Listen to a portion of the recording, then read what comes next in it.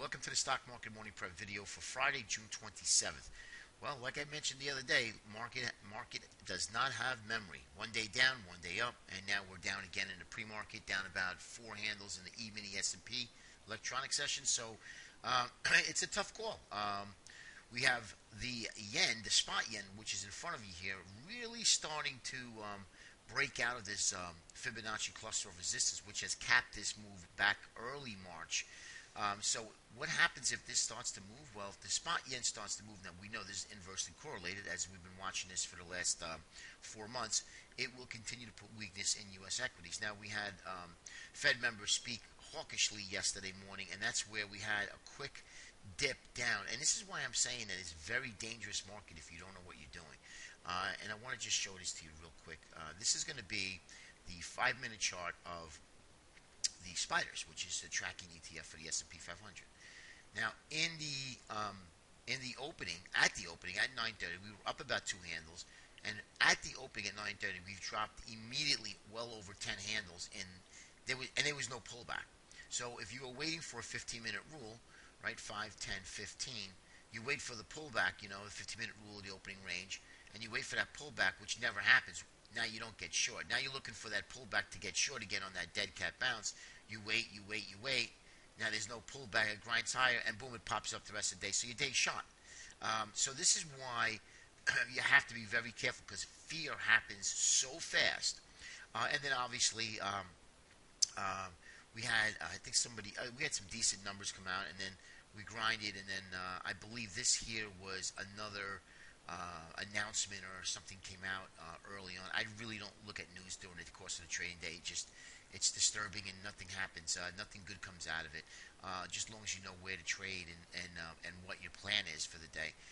Anyway, so we popped back up, and then we just grinded higher again. So we sold off pretty hard. This is a pretty nasty sell-off, and then we came back up again. So be careful out there. I mean, you don't want to be holding a bunch of longs, and then you come down and you see that you're down 10, 12 handles. I mean, that's not good. So anyway, this is, to me, important, very important, because if the spot yen starts to break out, it's going to put additional pressure on U.S. equities. Now, what's been happening? We had the day up, one day down, one day up, one day down. It's what's the word I'm trying to use? It's very difficult to put some sort of an idea together and follow the idea when the markets really, again, don't have any memory.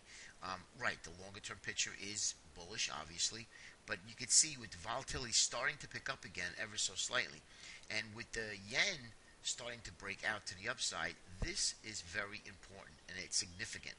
So we need to watch this. Now, yeah, we have the 200-day moving average above it, so just be careful, okay? Just be careful if you're swing trading. It's okay to take 1, 2, 3 positions, but, and reduce your share size, reduce the risk if you're going to do that, because any given moment you could walk into the computer and see the S&P down, 20, 30 handles, okay? All right, so let's just take a quick look at the indexes.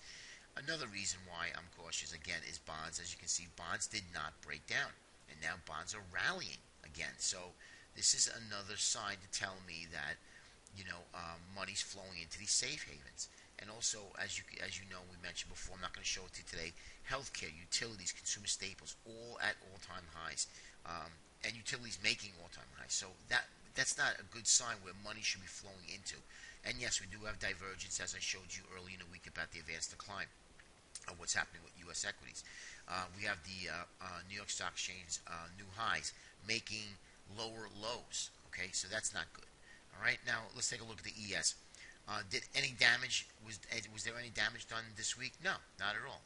But you had this whipsaw up day, down day, up day, down day. Now we're down 4, looking for another move lower again. So, and you're going to have this because of the extreme light volume and, of course, the summer trading. So that is great. You got to take that with a grain of salt as well. All right, so diamond's really not going too much anywhere. Too fast, too far, too fast, actually, excuse me. So let's take the 1272 extension. If it takes that out, then I think we'll get to 1618. But again, these charts are tired. They are definitely tired. But can it run higher? Sure. The algorithms, they probe higher looking for orders, sell orders, and that's how you get that movement in the market. And it just continues to do so until some sellers come in. Transports. I still like this short. I really do. And I think that if this breaks down from here and takes out this middle trend line, which coincides with the 34, you're going to see that 50-day moving average quickly. Okay, so let's see what happens with that. But I think an easy test of this local low will definitely looks like it's definitely in the cards here. Okay, and then lastly we're going to IWMs. Oh, one more and then the Qs. Sloppy. This is sloppy charts now. Yeah, it popped up again the previous day, and now we're selling off again. So we have a sloppy chart here and lack of volume. So be careful out there, okay? What I wanted to just quickly after the Qs, Qs are holding up really well. Big cap tech has been doing okay, holding up well. So if you want to look for strength, look for some of the big cap tech. Also, I still like the home builders on pullbacks. Lumber starting to come back up, starting to gravitate to the upside. As long as lumber prices hold in steady, you'll see those builders move. We do have housing data this week that kind of supported the home builders, so I do like the home builders. Keep an eye on that. I like various parts of solars, SUNY, SUNE, First Solar, SPWR. I do like that.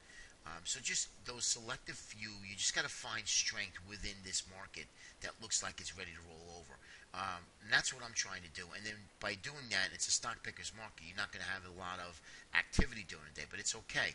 Remember, part of your job as a trader is to get the best setups possible. If you can't find anything, you got to get prepared for the trading. Build your list for tomorrow, and then move on accordingly. Okay. All right, guys. I hope the video helps today. I know it's a little monotonous. It's a little stale sometimes, but it is what it is with technical analysis. We don't want to just continue to sugarcoat anything when it is. But be careful and watch that spot yen. I think that's going to be a real good sign of where this market may be headed. Okay. Have a great weekend as well. Take care. We'll speak to you on Monday.